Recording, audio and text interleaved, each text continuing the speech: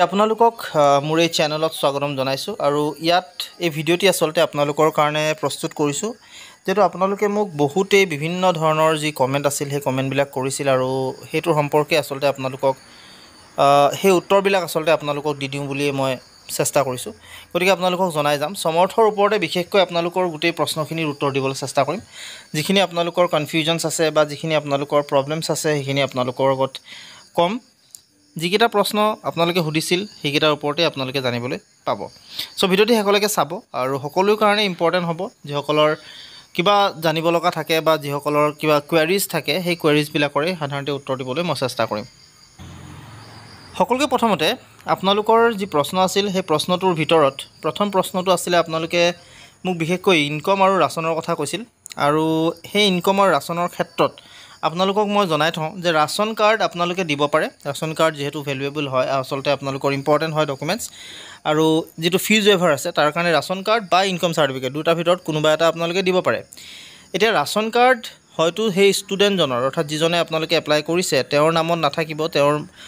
মাৰ নামত বা তেনেকুৱা ধৰণৰ হ'ব তেওঁৰ আচলতে ফ্যামিলিৰ নামত গতিকে সেই যেটো মাৰ নামত থাকিব অৰ্থাৎ তেওঁৰ প্ৰফাইলত যদি মাৰ নামটো যেটো দিয়া আছে সেই নামটোত আচলতে আপোনালোকৰ যি ৰেশন কাৰ্ড হেয়া হ'ব লাগে হেতু আপোনালোকে বুজি ল'ব সো এটো এটা প্ৰশ্ন আছিল দ্বিতীয় আপোনালোকে সুধিছিল যে আপোনালোকৰ যি মেজৰ মাইনৰ অৰ্থাৎ আপোনালোকে এখন কলেজত এপ্লাই কৰাৰ পাছত সেই কলেজখনতে বেলেগ বেলেগ মেজৰ মাইনৰ এপ্লাই কৰিব পৰা যায় নে নাযায় আপোনালোকক জনাও যে আপোনালোকে এপ্লাই কৰিব পাৰিব দুটা তিনটা মেজৰ আপোনালোকে এপ্লাই কৰিব পাৰে থাৰ্ড আপোনালোকে সুধিছিল যে আপোনালোকৰ যেটো বিশেষকৈ যদি গেপ আছে গেপ সাৰ্টিফিকেটৰ ওপৰত যেহেতু ইয়াত কোনো আপডেট দিয়া নাছিল গতিকে হেতুৰ ওপৰত আচলতে মই আপোনালোকক আপডেট দিব পৰা নাই গেপৰ ক্ষেত্ৰত হয়তো পিছৰ অৱস্থাত যদি কিবা গেপৰ কথা আহে তেতিয়াহলে আপোনালোকক মই জনাম মেজৰ চেঞ্জ আপোনালোকে কৰিব পাৰিব নাই আপোনালোকে এটো সুধিছিল আপোনালোকে মেজৰ চেঞ্জ যদি এটাত ললে যেটো এপ্লাই কৰিছে হেয়া আপোনালোকে চেঞ্জ কৰিব নোৱাৰে আৰু বেলেগ এটা মেজৰ আপোনালোকে এপ্লাই কিন্তু কৰি থব পাৰে তাৰ পিছত আপোনালোকে সুধিছে যে ফিজ ওয়েভাৰ অপচনত আপোনালোকৰ কিছুসকলৰ হয়তো নো হৈ গল বা তেনেকুৱা ধৰণৰ আসলে দিয়া নহল নো কৰি দিলে আপোনালোকে সো তেনে ক্ষেত্ৰত কি কৰিব এতিয়া কথাটো হৈছে আপোনালোকে যদি ফিজ ওয়েভাৰ নো কৰিছে আপোনালোকে কাৰেকচনৰ সময়ত অৰ্থাৎ এইকেদিন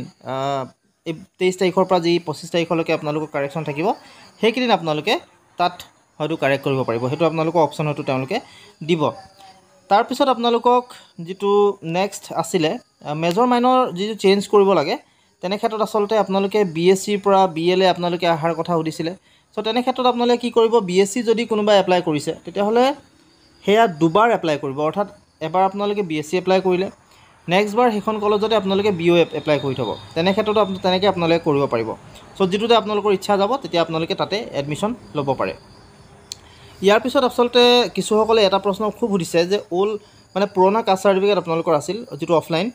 এতিয়া তাত যেহেতু এটা ক্যাটেগৰি সাৰ্টিফিকেট নাম্বাৰ বিচাৰিছে হেতু আপোনালোকে কি দিব প্ৰথম কথাটো হৈছে পুৰণা যেটো আগৰ বহুত দিনৰ পৰা আপোনালোকক জনাই থকা হৈছে যে পুৰণা যেটো কাষ্ট সাৰ্টিফিকেট হেতু ডিজিটেলাইজ কৰিব লাগে কিন্তু যদি আপোনালোকে কৰা নাই তেতিয়াহলে আপোনালোকে সেই পুৰণা সাৰ্টিফিকেটৰ ওপৰত সাৰ্টিফিকেট নাম্বাৰ এটা থাকিব হেতু দি কিনো আপোনালোকে এপ্লাই কৰি থব পাৰে যদি হে কলেজখনে একচেপ্ট কৰে তেতিয়াহলে তো ভালেই কথা গতিকে হেয়া আপোনালোকে কৰিব পাৰে নেক্সট আসলতে আৰু এজনে সুধিছে এনসিএল আপলোড কৰাৰ ওপৰত এনসিএলৰ ওপৰত মই আপোনালোকক এতিয়া আপডেট দিব হয়তো নোৱাৰিম কিন্তু এনসিএল আসলতে আপোনালোকক যেটো ওবিসি এনসিএল হেতুত আসলতে এতিয়া আপোনালোকে এনসিএল লাগিব না লাগে মই আপোনালোকক হেতু শিওৰ দি কিনে মই ক'ব পৰা নাই নেক্সট আপোনালোকে সুধিছিল ডমিসাইল অফ আসামৰ ক্ষেত্ৰত আপোনালোকে কিছু সকলে নো কৰি পেলালে ভুলতে ইয়েস কৰিব লাগিছিল এতিয়া হেতু কাৰেকচনৰ সময়ত আপোনালোকে হেতু ইয়েস কৰি ল'ব হেতু আগতে নো যদি কৰিছিল ইয়েস কৰি ল'ব আৰু ইয়েস কৰাৰ পাছত আপোনালোকে যেহেতু ডকুমেন্টস আপলোড কৰিব লাগিব ডকুমেন্টসটো আপোনালোকে কিন্তু পিআৰসি আপলোড ৰাখিব পিআৰসি খন আপোনালোকে এপ্লাই কৰি থব হয়তো ৰিসিপ্টখন হলো আপোনালোকে দিব পাৰিব তেতিয়া যেহেতু আপোনালোকক এই যেটো ডমিসাইল পিআৰসি খন আপোনালোকক বিচাৰিব ফিজ ওয়েভাৰৰ কাৰণে হেতু কাৰণে আপোনালোকে ৰাখিব তাৰ পিছত আপোনালোকৰ নেক্সট সুধিছিলে কাৰেকচনৰ কথা কাৰেকচনটো কলুৱে গম পায় আপোনালোকে যে 23 তাৰিখৰ পৰা 25 তাৰিখলৈকে আপোনালোকে কাৰেকচনৰ যেটো উইন্ডো হেতু ওপেন হ'ব গতিকে হেকিদিন আপোনালোকে এপ্লাই কৰিব আৰু লগতে এখিনি প্ৰশ্ন আপোনালোকে যেহেতু সুধিছিলে আপোনালোকক মই জনালো আৰু যদি কিবা আপোনালোকৰ থাকে তেতিয়াহলে মোক সুধিব মই নিশ্চয় হেল্প কৰিবলৈ চেষ্টা কৰিম আৰু লগতে আপোনালোকৰ যিখিনি কাষ্ট সাৰ্টিফিকেটৰ কথা বহুতে কাষ্ট সাৰ্টিফিকেটক লৈ সুধিছে আসলতে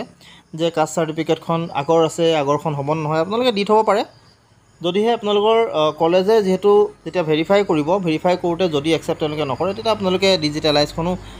কৰি থ'ব। ডিজিটেলাইজখন কৰি থ'ব, তাৰ ৰিচিপ্টখনটো পাব, সেইখনো দিব পাৰিব। ৰিচিপ্টখন কিন্তু পিছৰ অৱস্থাত নহ'ব। আপোনালোকে ৰিচিপ্টখন পাই আপোনালোকে কাষ্ট চাৰ্টিফিকেটখন জমা কিন্তু দিব লাগিব,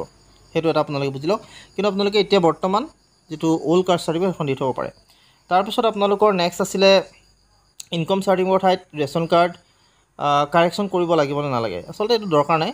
ইনকম চাৰ্টিফিকেট বা ৰেচন কাৰ্ড কোনোবা এটা দিলেই আপোনালোকৰ হৈ যাব। চ' এইখিনি জনালোঁ। আশা কৰিছোঁ ভিডিঅ'টো আপোনালোকে ভাল পালে। যদি ভাল পালে তেনেহ'লে প্লিজ লাইক, শ্বেয়াৰ, ছাবস্ক্ৰাইব কৰিব। লগতে কাষত থকা যিটো বেল আইকন সেইটো প্ৰেছ কৰিব। আজিলৈ মানে